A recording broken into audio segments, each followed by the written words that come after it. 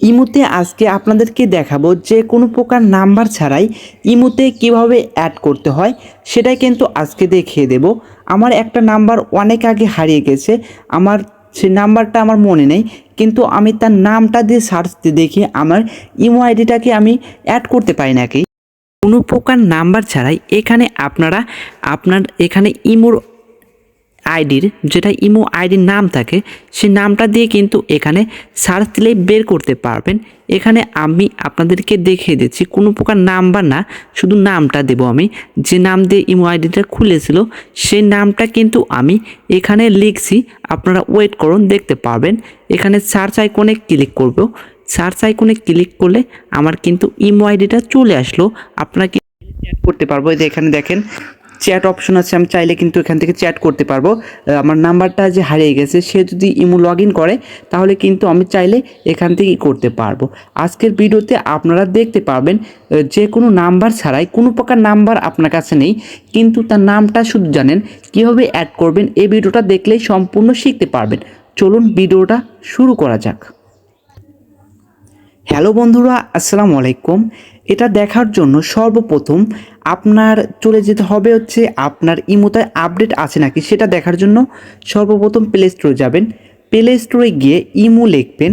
Imo লেখার পর এখানে সার্চ করে দিবেন।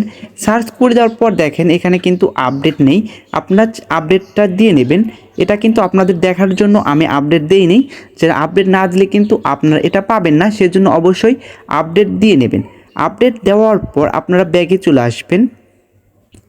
আপডেট দেওয়ার পর ব্যাগে এসে আপনার যে ইমো আইডিটা আছে সেই ইমো আইডিটা ওপেন করবেন। ওপেন করার পর এইখানে দেখবেন যে প্লাস আইকন আছে, সে প্লাস আইকনে একটা ক্লিক করবেন। তারপরে এইখানে দেখবেন যে অ্যাড ফ্রেন্ড লেখা আছে, সেই অ্যাড ফ্রেন্ডে ক্লিক করবেন। অ্যাড ফ্রেন্ডে ক্লিক করার পর এইখানে আপনার দুটো অপশন দেখতে পাবেন, একটা হলো ফোন নাম্বার আর একটা হলো ইমো আইডি।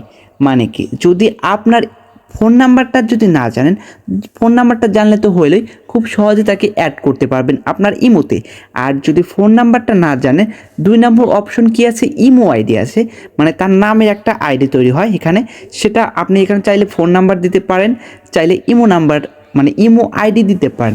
আমার তো ফোন নাম্বার জানা নেই, আমি কি করব, আমার তো ইমো আইডি জানা আছে, তার নামটা শুধু জানা আছে। কি করব, সেজন্য আমি সিম্পলি এখানে কি করব, ইমো আইডিতে ক্লিক করব। ইমো আইডিতে ক্লিক করার পর এখানে দেখতে লেখা আছে সার্চ ইমো আইডি, মানে যে নাম দিয়ে ইমো আইডিটা খুলেছে সেই নামটা কিন্তু এখানে করতে হবে, লিখতে হবে।